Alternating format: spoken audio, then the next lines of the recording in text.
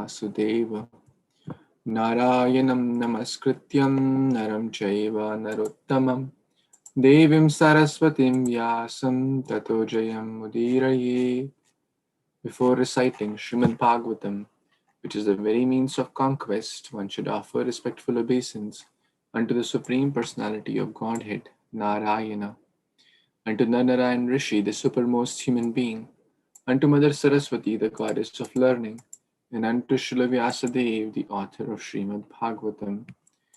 Nashtaprayeshu abhadreshu Nityam Bhagavata Sevaya Bhagavati Uttama-shloke Bhaktir Bhavati Naishtiki. By regular attendance in the classes on Śrīmad-Bhāgavatam and by rendering service unto the pure devotee, all that is troublesome to the heart is almost completely destroyed, and loving service unto the personality of Godhead, who is praised with transcendental songs, is established as an irrevocable fact. Gurave Gaurachandraya Radhikaya Tadalaye Krishnaya Krishna Bhaktaya Tadbhaktaya Namo Namaha Namaha Pankajanabhaya Namaha Pankajamalini Namaha Pankajanetraya Namaste Pankajangriye Krishnaya Vasudevaya Devaki Nandanaya Cha Nandagopa Kumaraya Govindaya Namo Namaha. Hare Krishna. Thank you so much, dear Vaishnavas, for joining. We are reading Granthārāja Śrīmad-Bhāgavatam, Canto 8, Chapter 10, the battle between the divine, the demigods and the demons. So we read till text number 42 yesterday, and we were discussing that how Indra and Bali Maharaj, along with their associates, were fighting. It was not an ordinary battle, it was a Mahasangram happening in the ocean of milk with so many great personalities and great weapons, great carriers. Nothing was ordinary in this battle. And their arms were chopped off, someone's head was chopped off, someone's limbs, someone's ornaments. So it was a very vivid description by Srila Shukdev Goswami on this. So now let's move on to read the next verse, text number 43.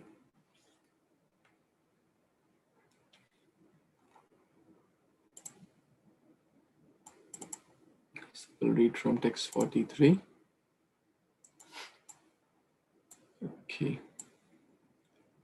Tasya karmottamam vikshya durmashaha shaktim adadi tam jwalantim mahaul kambham hastastham achindat dharihi. Translation by His Divine Grace, A.C. Bhaktivedanta Swami Prabhupada, Srila Prabhupada ki Jai. When Bali Maharaj saw the expert military activities of Indra, he could not restrain his anger. Thus he took up another weapon known as Shakti. Oh, I'm sorry, I think we read this one yesterday, that Indra took up Shakti. But Indra cut that weapon into pieces while it was still in Bali's hand. So we read that, 43. Tataha shulam tataha prasham tatastomaram rishtayaha yad yach shastram samadhyat sarvam tad achinad vibhuhu. Thereafter, one by one, Bali Maharaj used a lance, prasha, tomara, rishtis, and other weapons, but whatever weapons he took up, Indra immediately cut them to pieces. So, quite similar to the last verse, he used Shakti, Indra cut that one off. Then he used other weapons as mentioned in this verse, but Indra could immediately cut them off. So, let's see what happens. Would someone like to read text 45? I can read, Prabhu. Please. Hare Krishna, Dandavat Pranam to everyone. Text number 45. Sasar Chartha Surim Mayam Antara Thana Gato Surah Tatha Pradura Bhuchaila Surani Kopari Prabhu. Translation by His Divine Grace, A.C. Bhaktivedanta Swami Srila Prabhupada Ki Jai. My dear King, Bali Maharaja then disappeared and resorted to demonic illusions. A giant mountain generated from illusion then appeared above the heads of the demigod soldiers. Hare Krishna, back to you, Prabhu.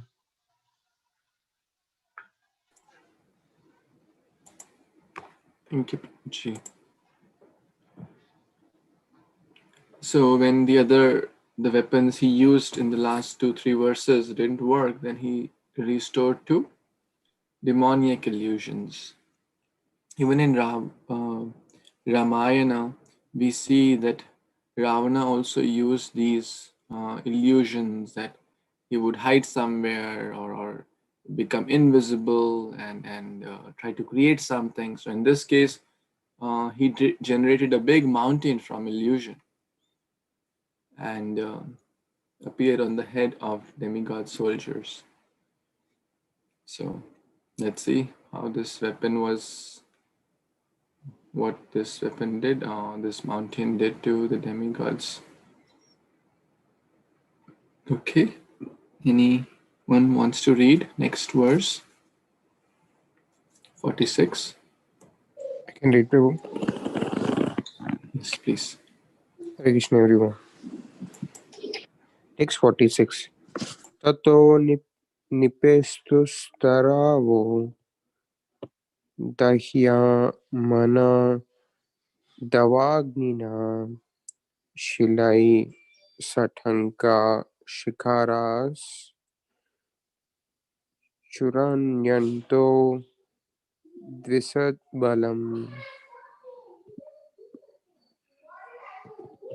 Translation by A.C. Bhaktivedanta Swami Srila Prabhupada Ki Jai. From that mountain fell trees blazing in a forest fire. Chips of stones with sharp edges like picks also fell and smashed the heads of demigod soldiers. Thank you, Prabhu.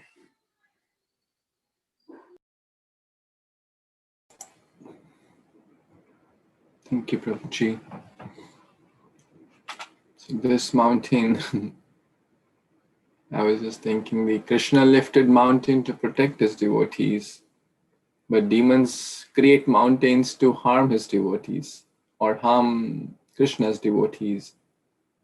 So this mountain, which was created by illusion, by this Bali Maharaj, was harming the demigods whose main weapon was Vishnu Pada Ashraya or Krishna Pada Ashraya, Vasudev Pada Ashraya.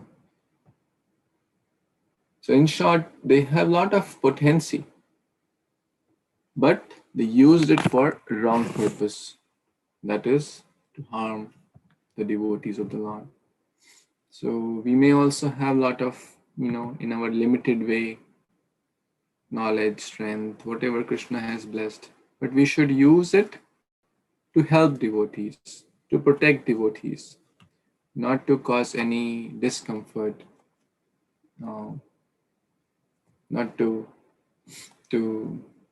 cause harm to devotees, whether it is in the form of sharp words. We cannot create this mountain like Bali, but certainly the sharp words, as we discussed, sometimes are sharper than the sharp picks or the sharp stones. So in our limited capacity, we have to see how am I using the skills and the abilities and the blessings Krishna has given. Am I using it to help the devotees and the mission of Srila Prabhupada, or am I using it in the other way? So let's see, when their heads were being smashed by these trees, what happened next to the demigods. Okay, any other comments? Should we move forward? Anyone wants to read next verse? I think Aparna madam has raised hand. Yes, you want to read, please? Hare Krishna, first of all.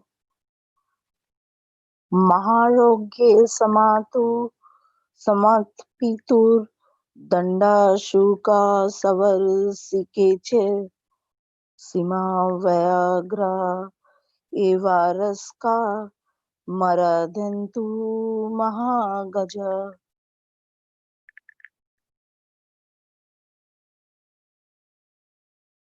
Translation: Scorpions, large snakes, and many other poisonous animals, as well as lions, tigers, boars, and great elephants, all began falling upon the demigod soldiers, crushing everything.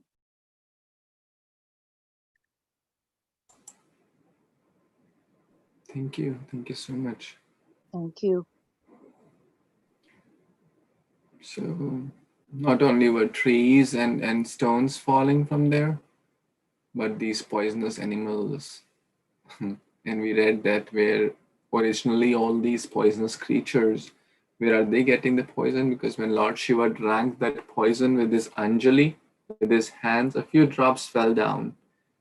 And these creatures, they took it, and that's how they got some tiny poison, just by having a few drops. But nonetheless, now the situation is getting severe, and the demigods seem to be losing, because the demons are using their demonic illusion powers, and these animals are kind harming the demigods. So let's see what happens. Would someone like to read next verse? Hare Krishna, Prabhuji. May I read? Yes, Mataji. Ji. Hare Krishna, Dhanvat Pranam to all devotees. Text number 48. Yatu dhanyasya shatashaha shula hastavivasasaha chindi binditi vadinya statha raksho ganaha prabho. Translation by His Divine Grace A.C. Bhaktivedanta Swami Srila Prabhupada ki jai. O my king, many hundreds of male and female carnivorous demons, completely naked and carrying tridents in their hands, then appeared, crying the slogans, cut them to pieces, pierce them. Hare Krishna Prabhuji, thank you so much. Back to you.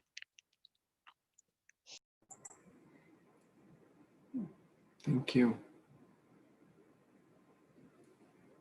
So very, very vivid description, very straightforward. What does them refer to here? Demigods Prabhuji. Demigods, because all these illusions have been created by who? Okay, I'll Demons. pick someone to answer. Okay, who will answer this one? Kirti Mataji? Who's creating all these illusions? Demons, Prabhu. I'm not sure. Okay. Babu Kanayan Prabhu, who is creating all Bali, this? Bali Maharaj. Yeah, demons headed by Bali Maharaj. Very nice. Okay. Let's read the next verse, 49. Can I read, Prabhuji? Hare Krishna. Yes, yes. No. And Dhanavad Pranam devotees. Text 49. Tato mahaghana vayomni gambhira parusha swanaha angaran mumuchur bhater ahataha stanyait navaha. Translation by His Divine Grace A.C. Bhaktivedanta Swami Srila Prabhupada Jai. Fierce clouds, harassed by strong winds, then appeared in the sky. Rumbling very gravely with the sound of thunder, they began to shower live coals. Back to you, Prabhuji.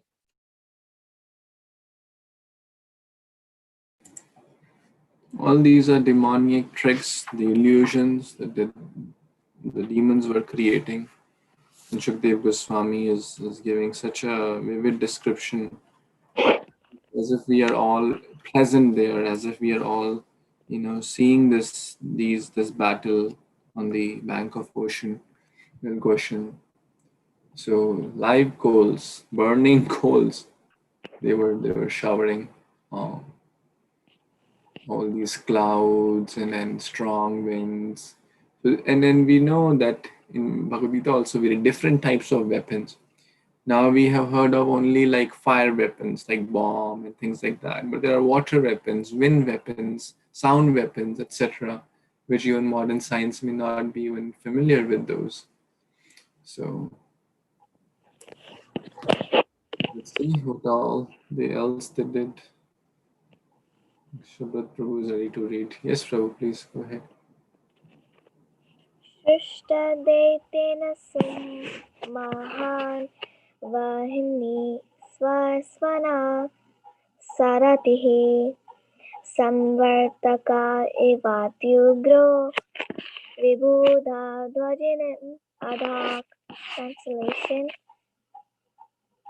a great devastating fire created by Bali Maharaj began burning all the soldiers of the demigods.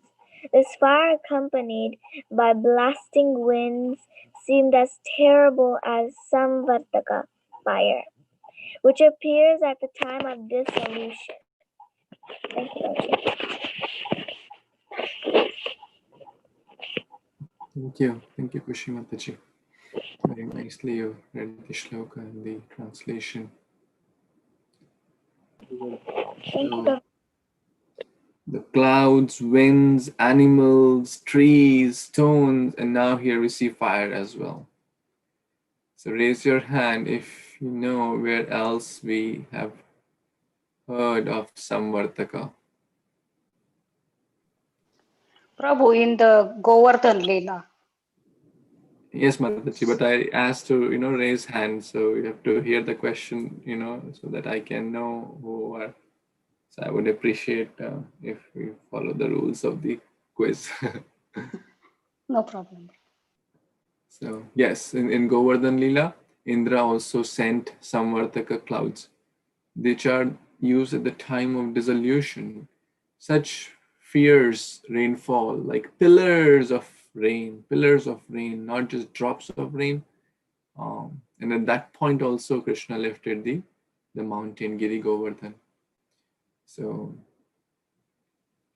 the same clouds were generated by Bali Maharaj here, because just look at the strength of Bali Maharaj, how much strength he must have had. Okay. Prabhuji, it is fire. Fire cloud, like meaning the same in this chapter. So Samvartaka clouds we read previously, right? In the last verse we read about the clouds, the fierce clouds. And this verse talks about the fire. So they are two different things. So in short, there were, when there is fire and wind, it's even ghastly. Then it becomes uncontrollable. So terrible sound, all these animals on top of it, the sharp stones falling, trees falling. In short, everything, they just imagine as if we are there. Trees are falling, sharp stones are falling, and these wild animals, poisonous creatures everywhere. So basically, where else? From everywhere, the demons are trying to crush the demigods. There's fires, there is strong winds. So they're using their every might to destroy the demigods. Is that okay, Prabhu? Yeah, Prabhuji. Just like Mataji told that Samvartaka cloud, the Indra was throwing. Here Samvartika fire. So Samvartika has any special meaning that you explain right now, that anything like big and dangerous? Because one is cloud and one is fire. I'm just trying to match the name. So, okay. Let's see what Śrīmad-Bhāgavatam says. Also, it comes in it comes in the Canto 12 also. The Samvartaka is used as the word. The synonym is annihilating. So it is certainly used in the Govardhan Leela for Samvartaka clouds, and it is used here for Samvartaka fire. So these fires have, sometimes there could be like the elephant named, what was that? Ashwatthama. Right? There could be an elephant named Ashwatthama and the human named Ashwatthama. Similarly, there could be fire named Ashwatthama. Sorry, Samvartaka and the clouds could also be. This is my small understanding. Thank you, Prabhuji. And probably both are used, not probably. It's exactly mentioned here that they are used at the time of dissolution. And another synonym of Samvartaka is annihilating.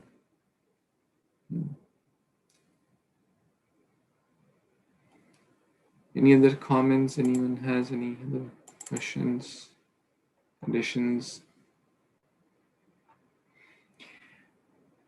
Okay. Yes, next verse, 51. Hare Krishna, Prabhuji, I could read. Yes, Mataji.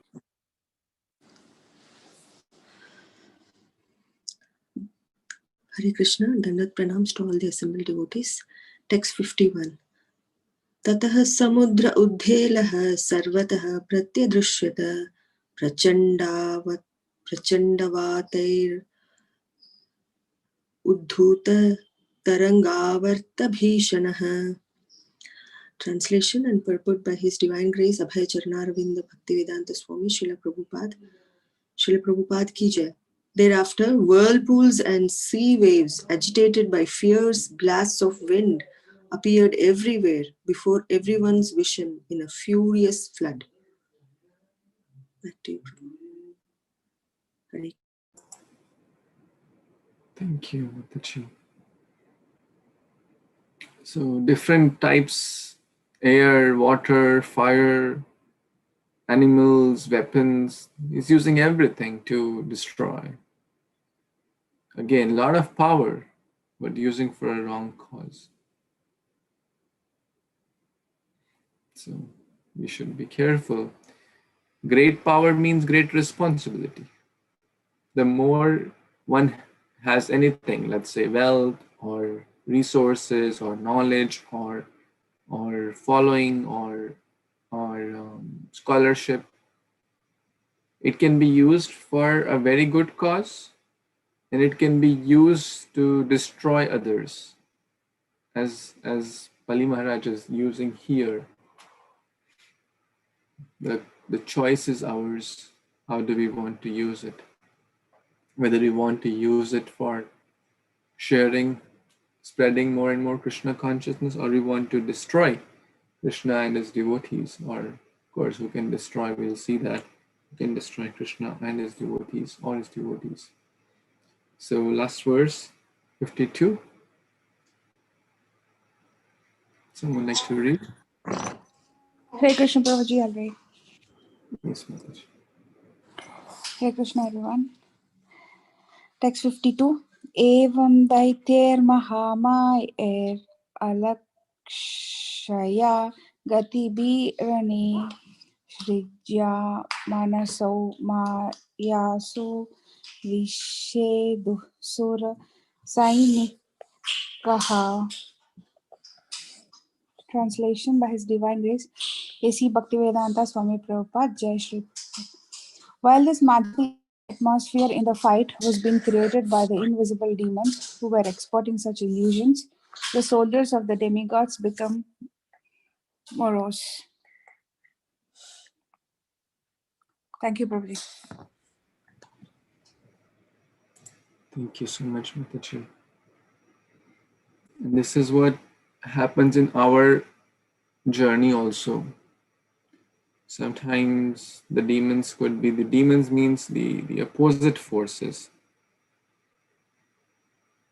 The illusion, the material attachment, lust, anger, greed.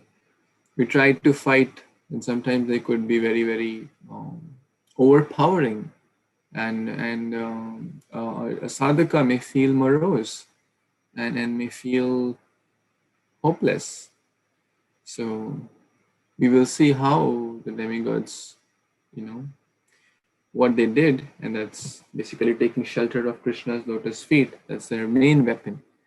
If we keep that main weapon as our life and soul, then we will be able to cross over any obstacle, any illusion. Because the Maya, Shakti, Devi, Yesha, Gunamai, Maya, Duratteya. Maya means illusion. Illusion means what is not. So it tries to put us into different difficult situations. Tries to bind us more into the material world. But if we have the weapon of holy name, what is it, famous verse? Krishna Varnam Tusha Krishnam Sangopangastra Parshadam Sangopang Astra Parshadam Yagyai Sankirtana Praya Jati Hisumits. Lord Chaitanya came with this weapon. What was that weapon? Not the bow and arrow when he came as Lord Ram. Not the Parshu when he came as the Parshuram. Not the sharp pointed nails when he came as Narsinghadev. When he came in the golden complexion as Lord Gauranga, his weapon was holy name, to give us this wonderful weapon which can uproot anything, any material illusion, any demoniac force, any obstacle thrown by the material nature. With this weapon has the power to destroy that. Any more comments, questions, any additions?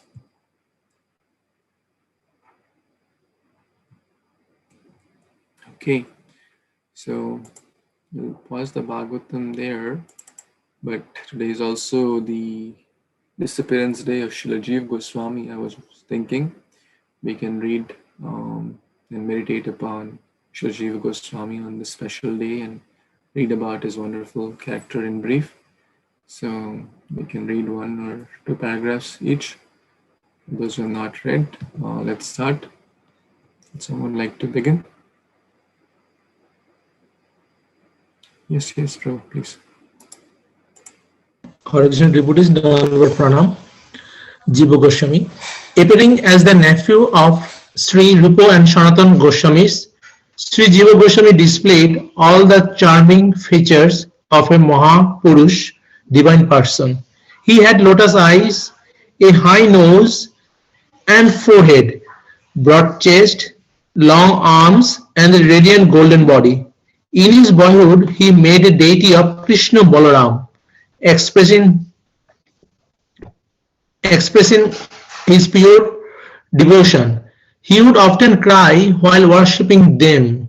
After offering clothes, chandan, flowers, ornaments, and tasty sweets to Krishna Balaram, he would take some and give Mahaprasadam to his playmates.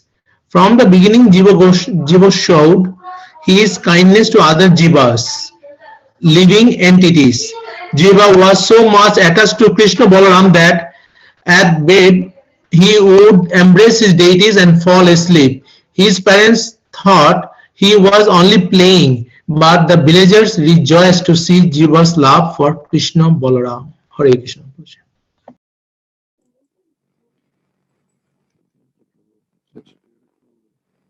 Childhood, you can imagine. He made those deities and always used to sleep with them as he was so attached. Faces deities.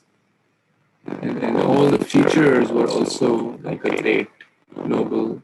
So So let's see what happening next after the later part of childhood. Anyone?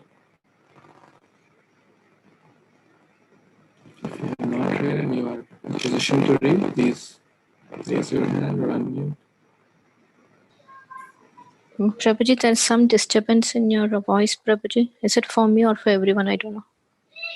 Prabhuji's voice breaking. Did it just start or was it from the beginning? Just now, Prabhuji. Yeah, you can read Mataji, Lakshmi Mataji. Okay, Prabhuji. In school, he quickly mastered Sanskrit grammar, poetry, logic, philosophy. Śrīmad-Bhāgavatam gave life to his life. Kṛṣṇa Katha filled him with happiness. No one dared to speak to him about anything but Krishna. He toured Navadip Dham with Sri Nityananda Prabhu, studied Sanskrit in Benares, and then resided in Vrindavan. After humbly serving Sri Rupa Goswami by washing his feet, preparing his manuscripts, and editing his books, he received Diksha. Thank you, Prabhuji. Is my voice clear now? Prabhuji, Till the voice is breaking. Okay, Prabhu, I can read We'll the next just one. Dandavat Pranam. All glories to Prabhupada. Once the aging Vaishnava Vallabhacharya gave critical advice to Sri Rupa Goswami on his writing. Although much younger than the Venerable Vallabha, Sri Jiva brazenly spoke in defense of his Guru, Sri Rupa Goswami. Guru. Sri Rupa Goswami scolded Sri Jiva, telling him to leave Vrindavan, living in an abandoned crocodile hole in Nandaghat, 45 minutes from Sri Rupa's Bhajan Kutir. Sri Jiva Goswami began fasting. He subsisted on wheat flour, which he begged, mixed with Yamuna water. Seeing his strict self-defiant, Sanatana Goswami brought him back to the service of Sri Rupa Goswami. Dandavats. Thank you. Prabhuji, I'll read Prabhuji, if you're okay. Srila Prabhupada once commented on his guru disciple pastime. Sri Rupa Goswami cast out Jiva Goswami to teach us, the devotees of today, a lesson.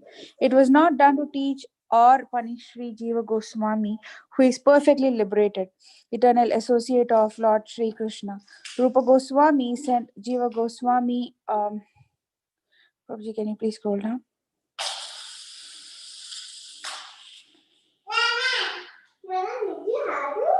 Rupa Goswami sent Jiva Goswami out of Vrindavana to teach all Jivas what he wrote in Upadeshamrita.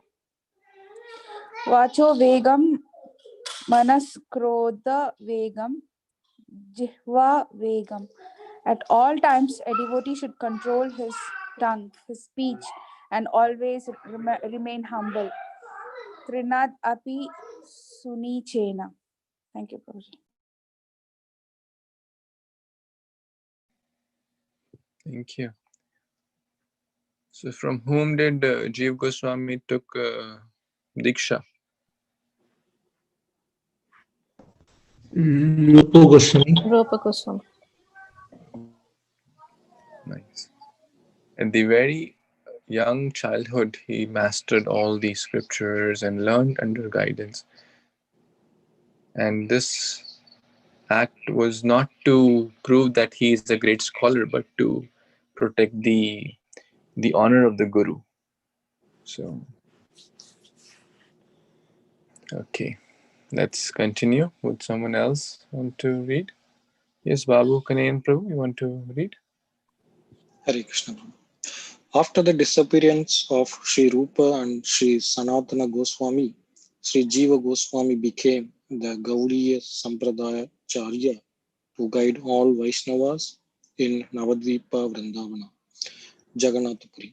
Although he was the undisputed leader, he always acted as humble servant of all the Jivas.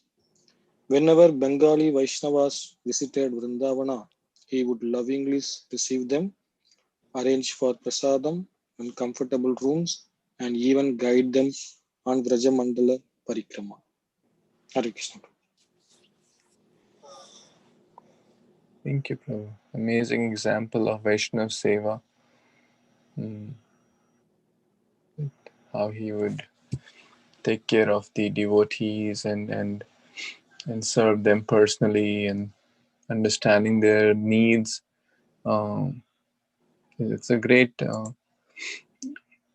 serving, as Narottam Das Thakur says, Chadiya Vaishnava Seva Nishtar Paiche Keba. Serving devotees is very, very pleasing to the Lord. That's what Jiva Goswami was doing, and giving them Rajamandal Parikrama. Because he was in Vrindavan, and these Bengali devotees would come once in a while. They would not be living in Vrindavan. So like how we had Yatra. So it's not a new system. It's coming from all the way back from the Lord Chaitanya's time and much before. Let's see what happens next. Anyone else wants to read? Please. Hare Krishna. A super excellent Sanskrit scholar, Sri Jiva Goswami would compose Sanskrit verses in his mind and write them down without changing anything. Write them down means he used a metal stylus to permanently etch them in palm leaves. This inscription method left no room for erasing, editing, rewriting, or running a spell check. Yet each verse was a priceless gem of perfect meter, rhythm, poetry, and meaning. He was the greatest philosopher in all of Indian history. Contemporary Sanskrit call him the greatest scholar who ever lived. Hare Krishna. Thank you. Thank you so much. This is amazing. I mean, we can't even imagine in this day and age if we have to write a few lines, we proofread like 5 times, and the computer has to tell, oh, you made a spelling error here, oh, you made a spelling error here, oh, you forgot this here, or you forgot that here, and then still some mistake will be there in our writing, in my writing, sorry. But Jiva Goswami, erasing, editing, rewriting, or running spell check, there was no room. Some great souls were mentioning at actually Radha Damodar Mandir. I was there last year, and actually this was the day of Jiva Goswami's disappearance, and they were mentioning, like, like a book has 2 pages, like, like this side, left side, imagine, and the right side. So how to explain it? Okay, let me take this book. Okay, so for just time being, I'll pause this, and can't see here. Okay, so now I'm speaking from my phone, but let's say this is the book. Okay, so the book has 2 pages, like you can see the front side and the back side. So the devotees were mentioning that he would write all the front, let's say this side of it, and then now he cannot write over it because it will take some time to dry, the ink to dry. It's not like a modern day pen. It was like permanently written. And then he would exactly knew what verse will start here and what verse will end here, and then he would start writing this one, so that by the time this page dries, he will be done with the odd pages, and then he will work on the even pages. So this was extraordinary. We cannot imagine how hundreds and thousands and tens and hundreds of thousands of verses he wrote. in Sanskrit language. And all these, I mean, people do PhD in the thesis of the works of Jiva Goswami. So many, and actually that's coming next. He wrote lakhs of verses he wrote. So, okay. Now let's continue reading. Anyone else wants to read?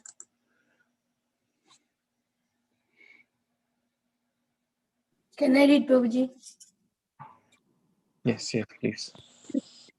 Sri Jiva Goswami was the youngest but most prolific writer among the Goswamis. He wrote an astounding 500,000 Sanskrit verses, about 25 books. His books prove that Sri Chaitanya's philosophy gives the essence of Vedic wisdom and the perfection of religion. Gopala Shampu Sat Sandarbhas and Hari Nam Vakarana are three of his most famous works. The Sandarbhas firmly establish the transcendental truths of Śrīmad-Bhāgavatam. They also confirm that Lord Sri Kṛṣṇa is the supreme absolute truth, Swayam Bhagavan, the cause of everything and the source of all avatars. Anyone who faithfully reads these books will become a devotee of Krishna. Back to you. Thank you, Mataji. Thank you so much. 400,000 verses in Sanskrit, like astounding, almost 500,000 verses. 400,000. Just to give us some relative understanding, Śrīmad-Bhāgavatam has 18,000 verses. So can you imagine how many times Bhagavatam? Who can do the math and tell?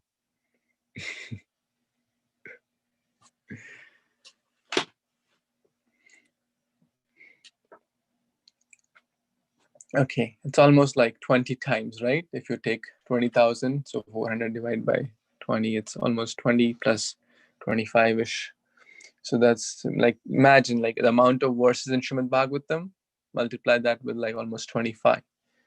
That's the amount of verses he wrote. So let's see what happens next. Anyone? This Babu Karan Prabhu, you want to read?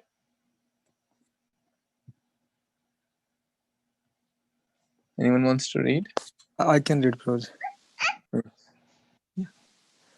Satyanarayan Dasa, a Gaudiya Vaishnava Sanskrit scholar who is presently translating the Sandarbhas into the English for ISKCON BBT, Bhaktivedanta Book Trust, gives this explanation of Jiva Goswami's name. Actually, Sri Jiva Goswami's name, Jiva, is very interesting when considered in light of the Bhagavad verse. Ahastani Sahastanam Apadani Chatuspadam. Jivo Jivasya Jivanam. Animals without hands are food for those with hands. Those without feet are food for the four-legged. Everywhere one Jiva, living entity, is food for another. Another meaning of Jiva is one who gives life to others. So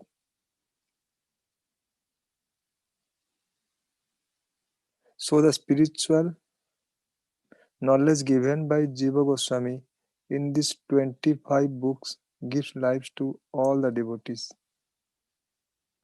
Thank you, Prabhuji. That's very beautiful purport of Jiva Jivasya Jivanam. Jiva Goswami is giving us life in short by giving these wonderful books. Yes, next. Anyone wants to read? Yes, Krishna Prabhuji, I can read. please. Another name of Jiva is Jivoka, one who makes the Jivas, living beings, emit ecstatic sound.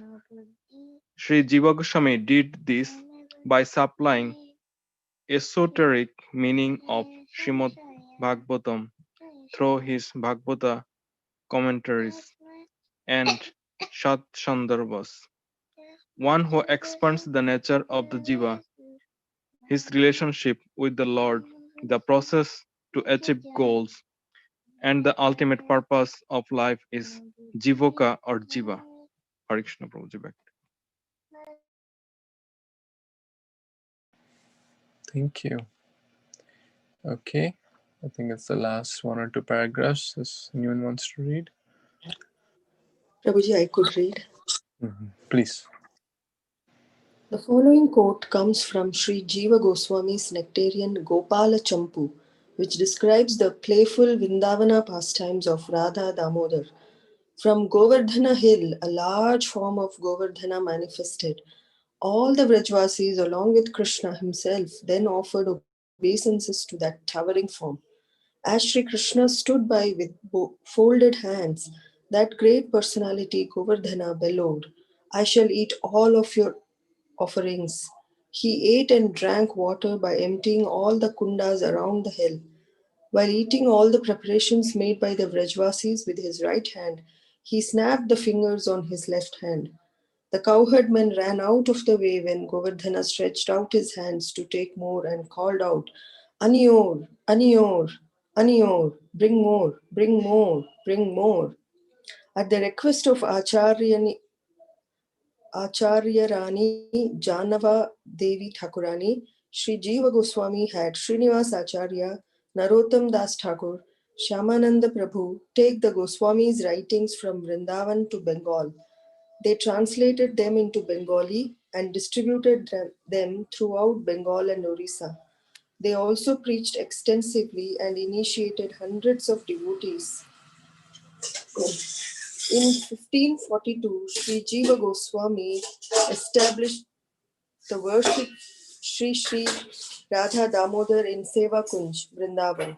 His samadhi stands in the temple compound. Sri Jiva Goswami is Vilasa Manjari in Radha Damodar's Nitya Vrindavan Leela. Thank you. Back to you.